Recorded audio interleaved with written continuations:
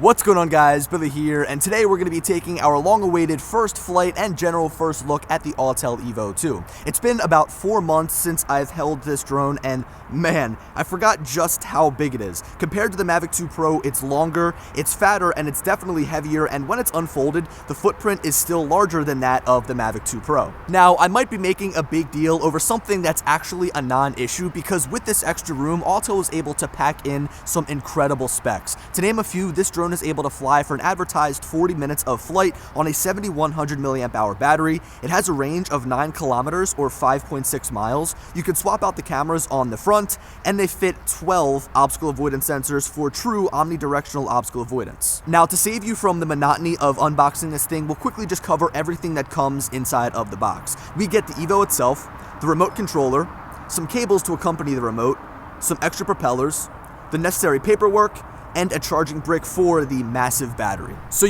the reason that I never really gave the Autel EVO I a chance was because it was essentially a rehashed version of the Mavic Pro, which came out before that. Of course, we had 4K video at 60 frames per second. Some people would argue that not having geofencing built in is a plus, but at the end of the day, it really wasn't anything special to me. But this drone behind me right now, the Autel EVO II, is a totally different beast. Right now, in my opinion, looking at the specs, looking on paper, it's the best drone that you can buy, but I can't waste any more time. I've got to get this thing in the air. I've been waiting like all day, all night to fly this thing. So I will take a step back here, arm the motors,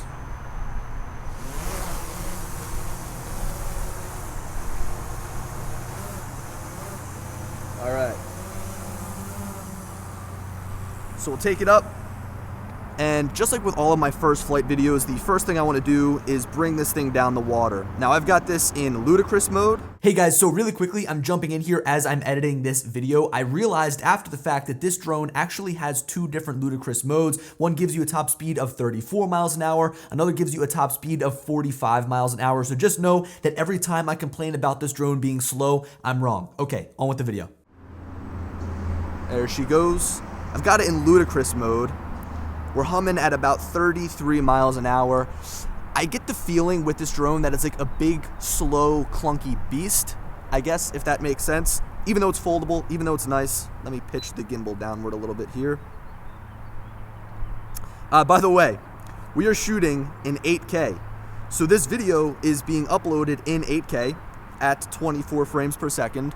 And I don't know if you guys are going to be able to actually watch it in 8K on YouTube. I am going to put down in the description a download link to a Google Drive folder so you guys can view the 8K footage as intended in the full 8K resolution.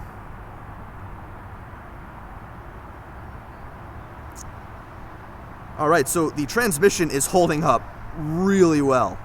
We are flying a little bit into the sun right now, so I don't think that this is going to be a good time to judge the camera. We will when we turn around. But right now I'm looking at the flight time, and despite being about 7% down, it still says we've got about 20 minutes left. We're humming at about 34 miles an hour. That's what seems to be the top max speed of this drone. It's about 54 kilometers per hour. But yeah, so far so good. It's now saying that I've got a weak video signal.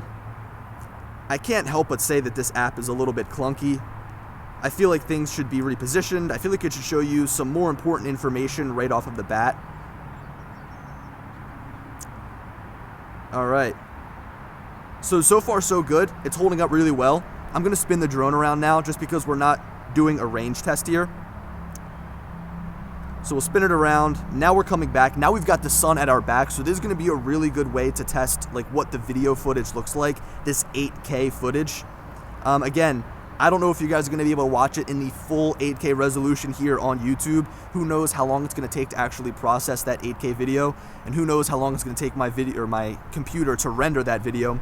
But regardless, I put that link down in the description so you guys can download it and watch the full 8K video. Another thing I like to do is usually fly up the hill over here on the right side, but the sun is kind of to the back, so we'll see what we can do. But so far so good. This drone feels really good. Gotta watch out for these low-hanging wires here. Usually every single time I do a first flight with a drone, I fly it down the water right here, just because That gives me a good sense of the top speed. It gives me a good sense of what to expect from the video signal, which I guess we got probably close to about a mile out there, maybe a little bit under. I can say that the controller, not necessarily my favorite. I'm liking it a little bit better than I expected, but this is the same controller as the Autel EVO I. I didn't have too much flight time on that EVO I. I noticed that as I rotate the drone, as I spin it, it feels a little bit too responsive, so I'm going back and forth here. It feels a little bit too responsive. I wish it was a little bit slower. We'll probably have to go through the settings, dig that out. So we'll lower our altitude now, fly a little bit lower down to the water. Again, I'm really just looking to shoot as much 8K footage as I can right now to view that on my computer when we get back. I do wish the drone was a little bit faster, you know? I mean, we've got drones like the Mavic 2 Pro that this is kind of directly intended to compete with that flies 45 miles an hour. So now we're flying a little bit lower. Drone is flying behind us. I just feel like even in ludicrous mode, it's just a little bit slow. So this is the hill over here that I usually like to fly at. The drone's kind of behind us now. We're going to get this weak video signal, so we'll turn it around. And we will go over to the train track. So we'll fly directly over us.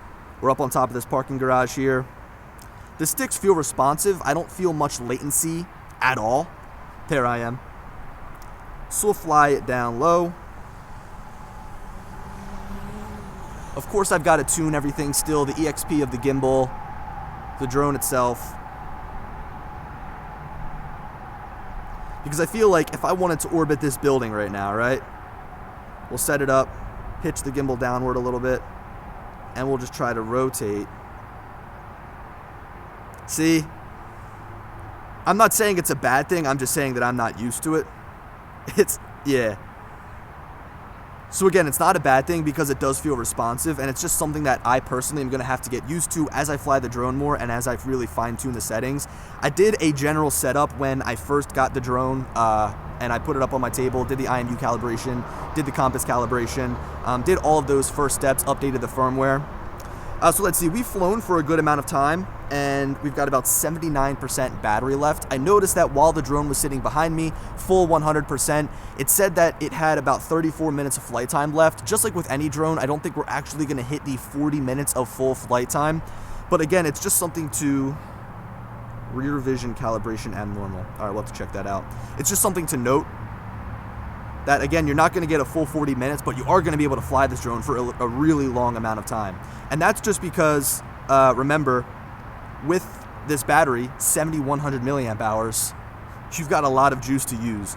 So right now is essentially a perfect frame. We've got the sun at our back. We've got a lot of really nice colors here in the foreground, so we've got a lot of green to look off of. So this is going to give us a really good understanding of exactly, I guess, how this camera is going to operate. We'll bring it down a little bit lower, pitch the gimbal upwards. We'll do a nice shot here. A little bit faster than I would like. Doesn't feel as cinematic as some would call it. But again, that's just got to be fine-tuned. That's kind of the purpose of doing a first flight video, is to get those first flight impressions out of the way. Something that really can make or break a drone is the video signal, right? We've got 9 kilometers with this drone. That's about 5.6 miles. And I'm not necessarily looking at it from a range standpoint, but I'm thinking about how much range I can actually get, and within a mile, say, what that video signal coming back is going to be like. And so far, it's been very strong. I really can't complain. Right now, we're sitting at about, 387 feet high. I'm used to looking at the DJI app, and they've got all of that information up there in the top right corner. In my opinion, I think that Autel doesn't put enough information on the screen. So we've only got like our flight telemetry in the top right corner. I kind of wish they gave us some more information regarding battery percentage. I mean, I guess you can see that on the actual screen on the controller itself. They're trying to take it away from the video feed. I don't know. I'm just a complainer, I guess. So we've kind of got the sun at our backs here. Let's fly up and over Manayunk here to our left, but the drone's right. Lowering it down a little bit. All right, so let's come up and over these trees. It is punchy, the acceleration. I definitely do have to tune the EXP settings. I know I continue to say it. The drone is relatively quiet as well. I'd say like on par with the Mavic 2. Nothing like the Mavic Air. That drone is really loud. Really bad gimbal pitch stop there. Should have been a little bit smoother, but... Alright, so right now we are in ludicrous mode. I'm excited to get back and look at this footage. It is breaking up a little bit, but the drone is behind us and we've got the remote pointed the direct opposite way. So let's see, if we turn off ludicrous mode, which we go to the settings in the top right corner, flight control, standard. We'll jump back over to the drone itself. Now let's start flying. We'll see what the maximum speed we get out of this drone is. Likely going to be 22 miles an hour like they said. Looks like we're getting a little bit of a faster speed out of the drone, 22.4. The drone is still just as responsive as it was in ludicrous mode. I expected maybe if we bumped down to standard that we would be able to, I don't know, maybe get a little bit better control out of it, but it seems like the drone is rotating pretty much exactly at the same speed. The gimbal feels a little bit too fast for my liking as well. Let's take it back down the water here. We've got so much flight time. It still says we've got 22 minutes of flight remaining. I don't know if I'm gonna fly for the full 22 minutes because I'm already dreading exporting a very long 8K video. But still, just to know that we get this much flight time is so great to know, because I know that sometimes, even with the Mavic 2 Pro, I stress a little bit that I'm not gonna be able to get everything that I need to done in one flight, especially with older batteries. Sometimes that flight time can go down. I'm gonna hide these camera settings. I just feel like the Autel app in general looks fairly clunky. I guess that could be the right word. So we're still humming at about 22-ish miles an hour. See, that's the one thing, I guess, if I had the biggest complaint, it would just be the speed. I really expected them to make a drone that would fly faster. Kind of feels like a big giant. So I'm spinning around. I remember seeing some trains sitting over here on the tracks. I'd like to go down and shoot them. Get nice up and close to them. Fly down the train tracks per se. I don't think that there are any wires down here. I think they've run... Whoa, there's some wires. Oh! Oh! Just as I said, I don't think that there are wires. I thought I had already passed the wires. Holy crap. Wires are like a drone's worst nightmare. Alright, so the drone did a good job at braking for me. I pulled back on the stick. I feel like every time I have one of these live flights, something like that happens. But that's just the reality of flying a drone. Something is going to happen. You've always got to be prepared. And again, I'm kind of distracted while talking to you guys, so it's probably not the best. These down here are the trains I wanted to shoot. Only flying at 22 miles an hour, getting from point A to point B is kind of sluggish. It's kind of slow. I wish I could fly faster. We'll get a nice top-down shot of these trains. Now, like I usually do with these drones, I like to do like an urban range test with them. And being in an area like Philadelphia here, we're not flying out in the middle of nowhere. We've got a lot of interference to deal with here. And I've got to say that the Evo is doing a great job at combating that interference. There's not much video breakup. The latency is manageable. I would say that it's not crystal clear, but I'd also say that it's much better than you'd get with a Wi-Fi transmission signal. So let's get a nice top down of these train tracks. I should probably turn a grid or a center point on, and let's just fly down the tracks. Now, I can't say anything about what the footage looks like here through my screen, because again, I'm looking at a down res version. I'm looking at, you know, the version that's being transmitted to me. But I can say that looking at the colors, they look pretty great. The greens look good. The white balance being automatic looks like it's spot on.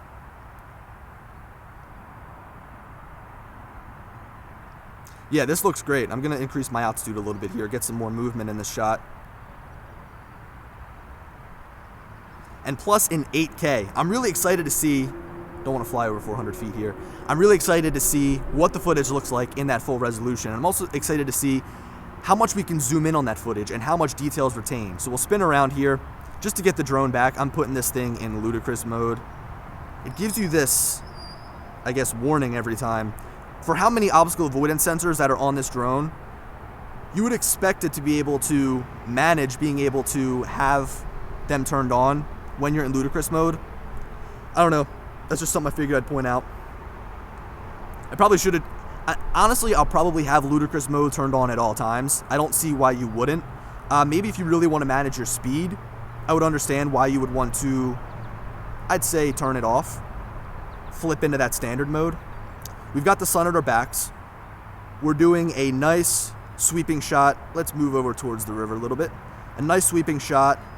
I can say that with the sun at our back, what's our shutter speed right now? 1/800th. So obviously we've got to get some ND filters for this drone. We're not going to get a true sense of exactly how the camera performs until we do that.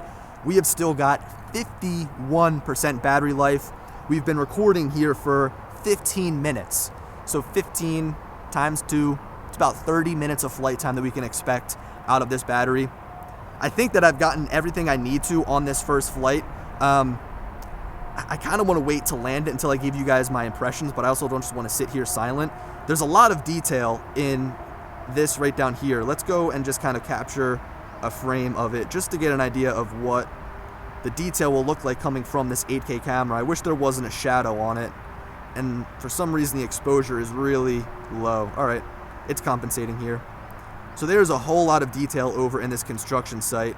I understand I'm being a little jittery here, but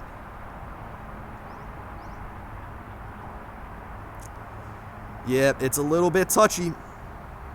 That's something that I have to be ironed out. So there we are. The drone is very stable. Now, during this time of year in Philadelphia, man, it's usually very windy. Luckily today, it's not that windy, but I would assume that this drone would handle pretty well in the wind. You look at this still frame here of the drone just hovering. The gimbal is solid. The drone is solid. It's not being blown around. The gimbal isn't twitching around. All right, so let's bring this drone back here. I still can't believe that I was able to pull back from those power lines. That was close. That's why you always have to be familiar with your surroundings. Alrighty. Bringing it down in here. You can tell that through Autel's app, they had a lot of, I guess, inspiration, we'll call it, from DJI. Hear that helicopter?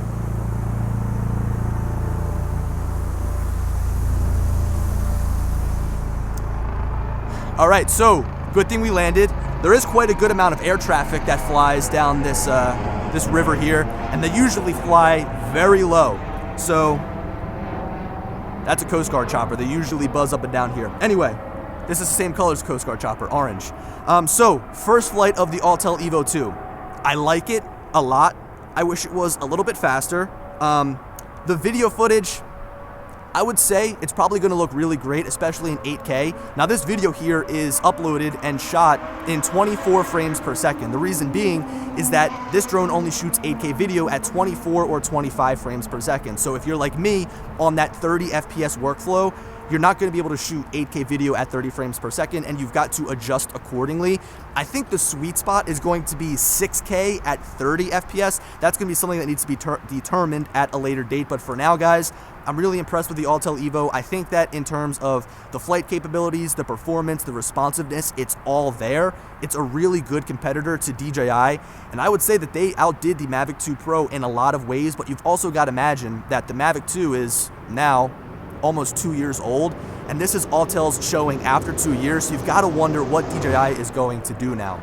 I didn't mean to make this video about DJI at the end, but it's kind of the elephant in the room. You've got to understand what Autel is up against, and I think that Autel is really that good competitor DJI needs, because this is going to give them a kick in the butt that really no other manufacturer can.